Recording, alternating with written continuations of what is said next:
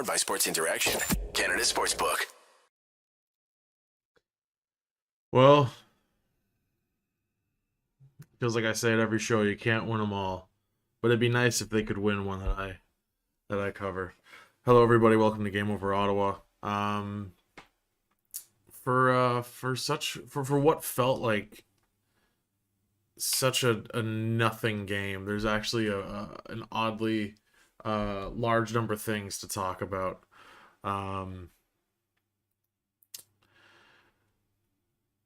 uh, don't you miss when like there was like some hope?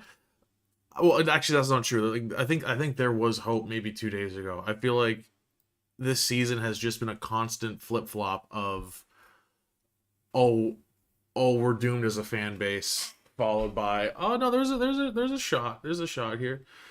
I think everyone decided okay it's over after that. I definitely feel like there was some feeling of that after the loss to Colorado. Following the loss to Colorado, of course, then there was a loss to St. Louis. So after those back-to-back losses, it was like, all right, well, it's over. And then people started talking about, well, if the Sens can pull out a couple wins against the Penguins on those back-to-back games, then they're only going to be like 4 points out, maybe 4 or 5 points out. Last wild card spot, there's a chance. Um, and now with those games going 1-1, playing the Jets tomorrow, I think we're back on the flop side of the flip flopping of thinking there's a chance and then there's no chance. So before we get into the analysis from this game, we're gonna have a quick word here from our sponsor. Think you know what way it's gonna go? Make your bet with Sports Interaction. Whether it's hockey, football, or basketball, Sports Interaction has you covered. Bet pregame, live in play, or on one of our many prop bets. Sports Interaction makes it easy to deposit, play, and cash out.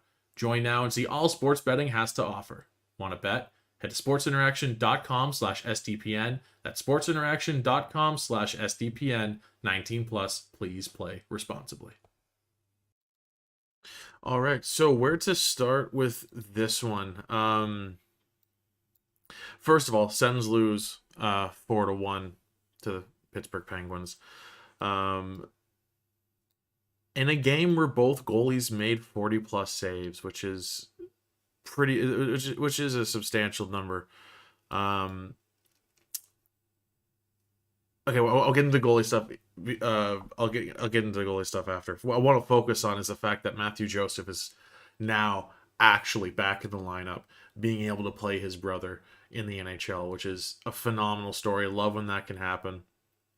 Shame it didn't happen 2 games back to back, but it has since come out that the reason for Matthew Joseph being scratched was not a hockey related issue. So can't really speculate. Don't want to speculate. Shouldn't speculate on what that could be. What matters though is he finally got to play his brother. Their parents got to see them play each other in person, and it was really great. So Talbot gets to start again. Forsberg's last game was that 7-0 loss to Colorado. So I can understand to an extent DJ thinking, all right, well, the last time Forsberg was in, he lets in 7 goals. All right, fine. Talbot's last game obviously was that win against Pittsburgh, the previous game on Wednesday night, the 5-4 OT win. Now, here's the important distinction with that is Talbot's win, his save percentage in that win against Pittsburgh was .789. Forsberg's save percentage in that 7-0 loss was .788. So essentially, the Sens losing 7-0 or winning 5-4 in overtime essentially had the same result as far as the goalie's save percentage is concerned. So I don't think Talbot having that win necessarily means, okay, well, he's clearly the guy to go to. I think he had an all right game overall tonight, so I'm not putting any of the blame on him. I'm just saying purely pregame,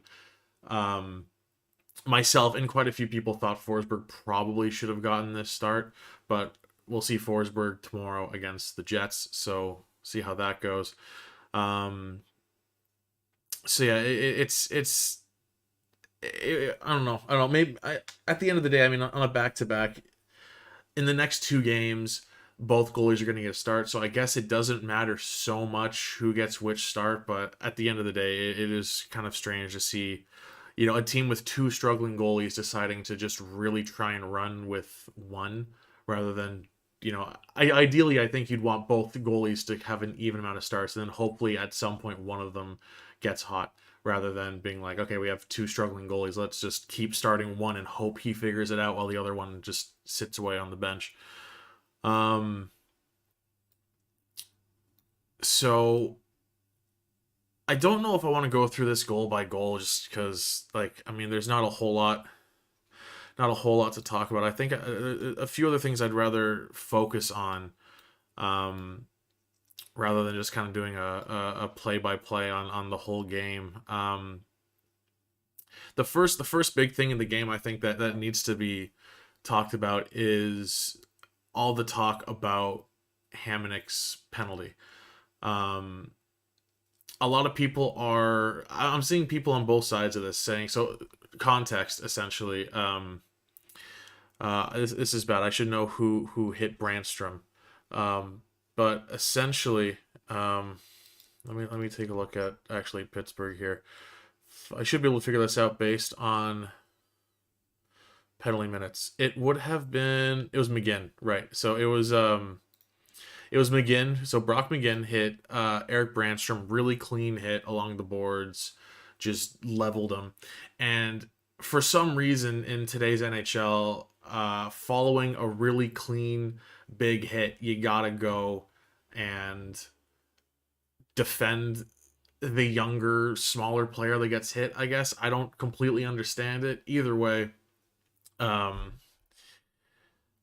either way, I guess Travis Hamnick thought he had to go and fight McGinn after he um, just destroys Eric Brandstrom with. I can't stress this enough. Clean hit, good hit, but the thing now is if there's a young player who gets absolutely leveled, the older vet has to come in and try and fight you, I guess.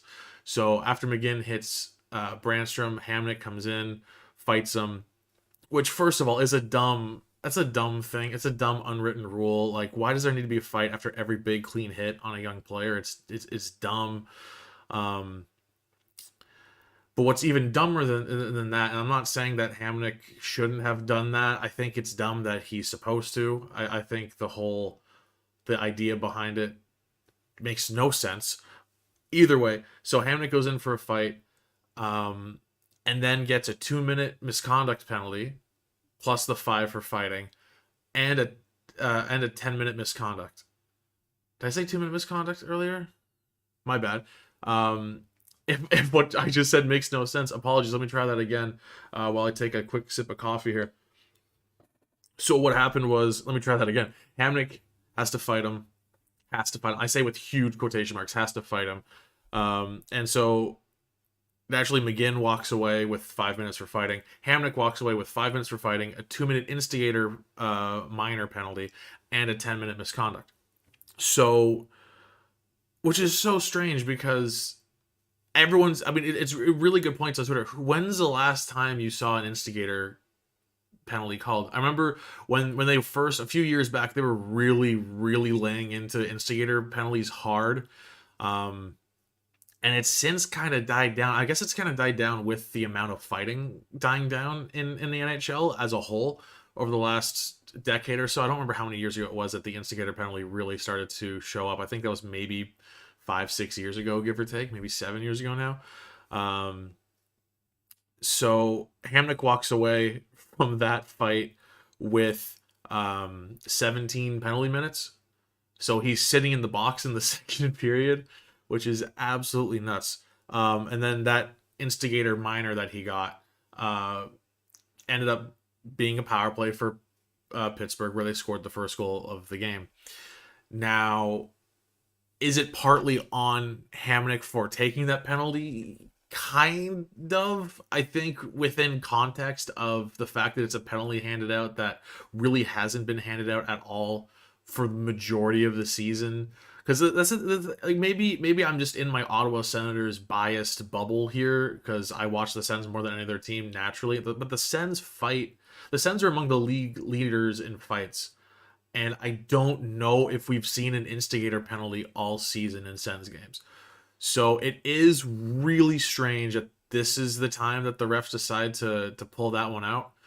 Um, Either way, puts the Sens at a quick disadvantage, and the Penguins are up 1-0 really quickly. And yeah, so just to put a cap on that. Um, did Hamonic put himself in that situation? 100% he did, but like, who can blame him for not expecting to get an instigator penalty? It's just an odd timing on that. And God, so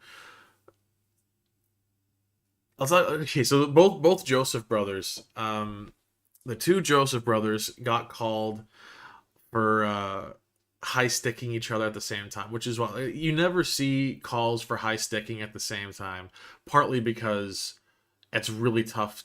It's really tough for that to happen, and it actually didn't happen in this case. But I almost don't want to talk about that because it ruins how ridiculous of a moment that was.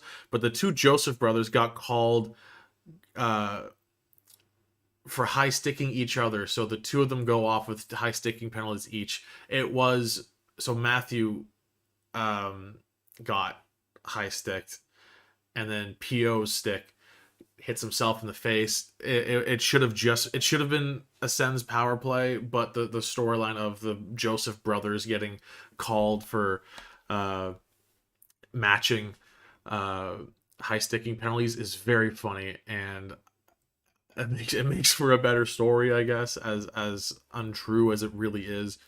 Um, Great shot of their parents in the crowd, because I think they said it was their mom who said the no fighting rule. So I guess this is as close to of a scrum between the two of them as we're gonna get. All that to say, Sens missed out on a power play that they should have had at that point.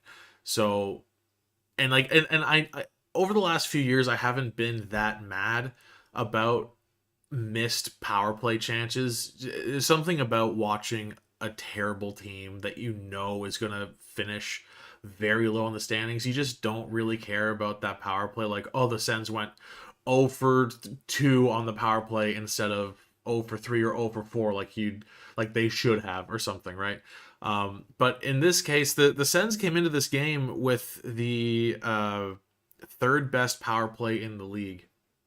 So anytime the Sens probably should have had a power play, I get upset. It's because I don't want to say that you can expect a goal, but you know, at the third best power play in the league, whenever there's an opportunity for a power play that's taken away, you think, all right, well, like, you're kind of screwing us here. Um, if nothing else, like, it's a great chance taken away from the Sens on that. So while it is a very funny story that the two brothers were penalized on the same play, the fact that it should have resulted in a Sens power play does kind of bum me out. And granted, like, in a 4-1 loss, all right, whatever, like, one power play, not the end of the world, I guess. But you combine the missed power play for the Sens there with the really early whistle that on Tkachuk there. Tkachuk was in alone on net. Gets the puck in, but there was such a quick whistle on that by the time the whistle had blown, the play was dead well before the puck ever went into the net. So that's kind of a bummer, just because that's you know, that should have been Brady's second goal of the game for the Sens, and also for my fantasy team, which would have been really nice. And then following that one, Friedman on the Penguins takes issue with, I guess he took issue with a late shot, like shoveling the puck into the net following the whistle, whatever. It wasn't that late. And so then he goes up to Tkachuk, gets his fight out of Tkachuk, and no instigating call on Friedman. when going up to Kachuk and starting the fight, frankly. Like, so if you're going to start calling instigation penalties again, make it consistent. Make it. I suppose the difference, in huge quotation marks, difference is Hamnick starts a fight over Brandstrom getting hit, whereas Friedman starts a fight because Kachuk did the unsportsmanlike thing, shooting the puck on the net a little bit late, like a fraction of a second late. I mean, he was already falling down trying to shovel the puck in the net. Like, that's terrible. Terrible. That should have been instigating right there. So I do think, if I remember correctly, that Kachuk chance came, I think, with during the time it was 4-on-4. I want to say it was 4-on-4. So like, I can't stack that, like, that Kachuk play should have been a goal. Also, there should have been a power play goal if Matthew Joseph hadn't wrongly been put in the penalty box. Like, that's one chance.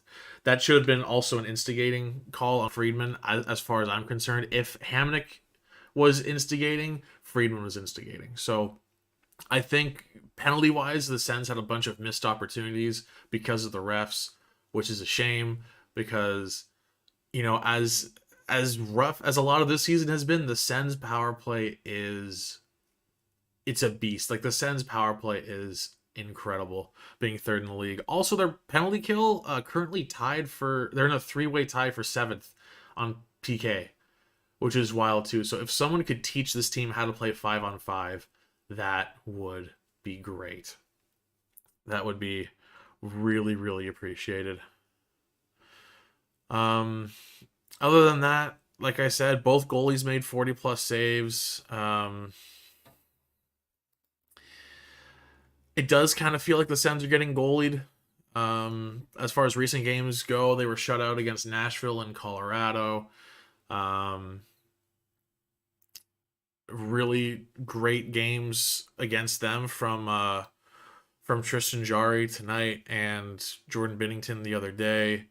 So, and it didn't feel like the Sens were missing on opportunities. Like, they were getting a lot of chances. They looked really solid overall, so I can't really complain there. Like, there's only so much you can do when you're getting goalied. I don't know if I want to go all out and say this is a full-on getting goalied game, but it is what it is. And the last thing I want to touch on before we call it a night here is the All-Star team roster announcements. So the 2 days that Twitter was counting votes, allegedly, Tim Stützle and Cole Caulfield were trending basically the entire time.